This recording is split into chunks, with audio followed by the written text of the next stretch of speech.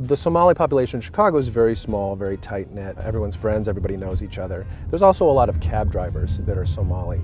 Somalia, due to its location on the Horn of Africa as a port and a hub for trade, it's got a whole bunch of different influences. So you've got basmati rice, for example, you would normally associate it with Indian or Pakistani food in the subcontinent, but you've also got pasta due to the Italian imperialist presence in that area. So we're gonna go head over to Mogadishu Somali restaurant now. Gonna try some of this halal Somali food and hang out with some cab drivers and see what kind of food they enjoy eating.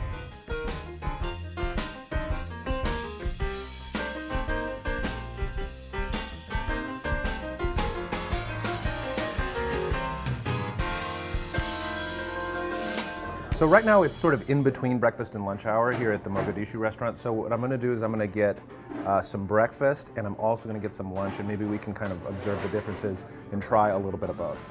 This one coming for you is a breakfast.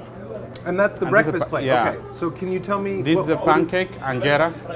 It's lighter down than the Ethiopian one. Okay. And then what do I eat that with? You can eat with the tea and olive oil. Yeah, black tea, olive oil, or sesame oil. So just put the oil on the bread? And put the tea on it. And put the tea on it? On it, yeah. Oh. And that's how they eat. Oh. Yeah. Okay. And then you eat with your hand. Okay. Or if you need... Now we're talking. All Yeah. right, that sounds great. Lunch, you can order with the chicken legs or fish. Then yeah. I will have some chicken legs. Yes, chicken legs so.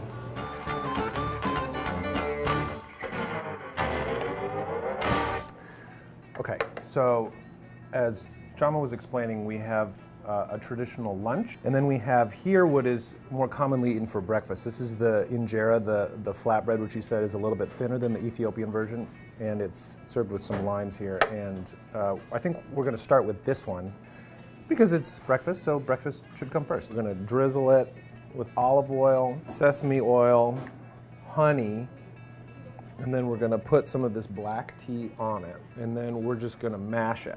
You're only supposed to do it with the right hand because your left hand traditionally in Arab culture is used like in the bathroom, used for a dirty business. So you're only supposed to use your right hand to do stuff where you're eating food. More tea.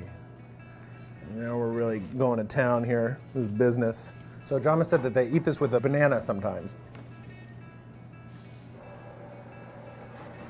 This is great. This is the best. The mixing of the tea into the food is what's particularly interesting about this. I've never had a meal where you're instructed to pour hot tea into your food and mush it up with your hand. So the black tea is like a really nice, sweet, floral, bitter flavor. It sort of cuts the fattiness of the oils and the sweetness of the honey, and it sort of like grounds it a little bit more. I am pro pouring hot beverage on your food.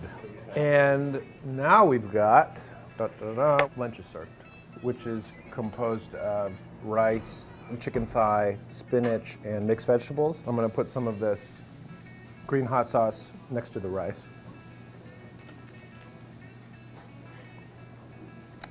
Whoa! You know the cartoon where you feel like suddenly the temperature rises in your face? Like a thermometer, that's how I feel right now. It's really, really spicy. It's really delicious. Okay, here we go. The chicken is really delicious. It tastes like really simple oven-baked chicken. It's really tender. The skin is baked tighter on the outside than on the inside, and it goes very well with a mouthful of rice and super hot sauce. The spinach is really delicious.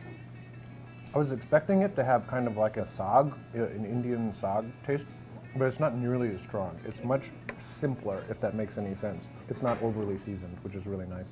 Jama, your lunch looks totally different than my lunch. Yeah, everybody eats different things, right? You can eat with me, no problem. I can? Yeah, you can. Are you sure? Yes, yeah. I would love to try some of this. Yeah, okay. you can do that. We usually eat in a gathering, you know. If I invite you to my home, you know, we come around and we eat together. That's really lovely. How, I really like that. How that's what they do, yeah. Cheers. So, yeah. Oh, that macaroni is delicious.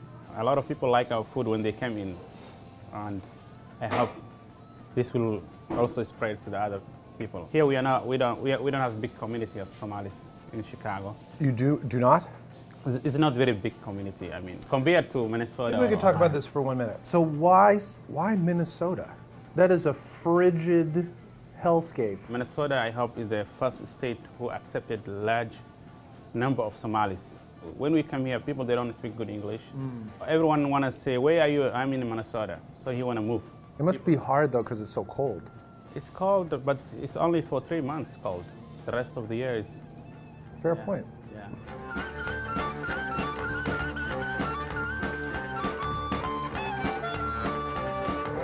Omar says he's Olba. Orba, yeah. Small camel. Small camel. Okay. Specific camel. Very specific small camel. A male. A male. He used to have camel How do back I- home. Outskirts, I used to follow after male camel sodas. Can I have a nickname?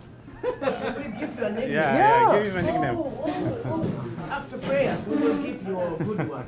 Well, but we're leaving. Okay, you, in the year. In the year means Indeer? small eyes. So of course, In the year, yeah. so you have to give me a racist nickname. No.